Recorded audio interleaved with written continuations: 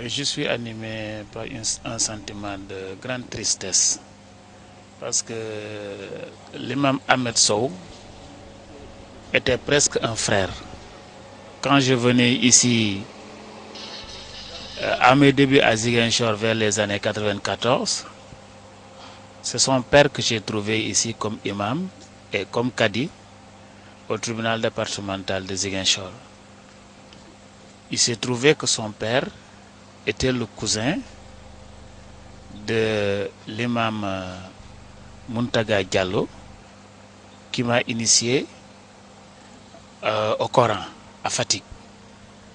Alors quand je me suis présenté à lui comme étant le disciple de son défunt cousin, imam Muntaga Diallo, il m'a pris comme son fils. Il m'a adopté, il m'a intégré dans la famille. En ce moment, Imam Sow était encore à peu près comme de mon âge. Alors vraiment, lui et moi, on a lié amitié. On est devenus de grands amis. Et depuis lors, il ne ratait jamais l'occasion de s'en ouvrir à moi sur plusieurs questions. Quand son papa est décédé, naturellement, en plus d'avoir pris sa place au niveau de l'imama de sa famille, il est aussi prendre sa place au niveau du tribunal départemental comme cadi. Et ses relations avec toute la famille judiciaire étaient telles que quand il est venu aujourd'hui au tribunal et qu'il a eu son attaque cardiaque, c'est toute la famille judiciaire qui s'est mobilisée, qui est allée l'amener d'abord à l'hôpital et qui est resté là-bas jusqu'à ce qu'on ait annoncé la malheureuse nouvelle que malheureusement on n'a pas pu le sauver. C'est ainsi que jusqu'à présent, d'ailleurs, vous verrez, la famille judiciaire est encore là. Il était un membre à part entière de la famille judiciaire.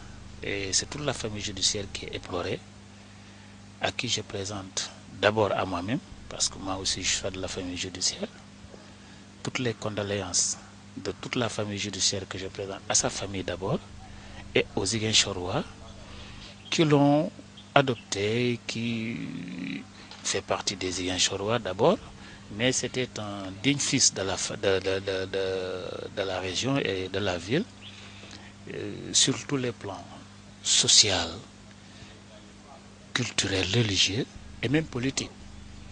C'est quelqu'un qui, sur le plan politique, faisait quelquefois des sorties très remarquées. Et il avait un courage tel que, quand il donnait son point de vue, beaucoup de gens s'en émeuvaient. Mais moi, je me disais que c'est quelqu'un qui est politiquement très courageux. Et qui avait une lecture politique extrêmement pointue. Donc vraiment, nous avons perdu un homme très valeureux, quelqu'un unidimensionnel, et qui était d'une sagesse exemplaire. Sur le plan religieux en tout cas, il va laisser un vide. Je ne doute pas que sa famille en regorge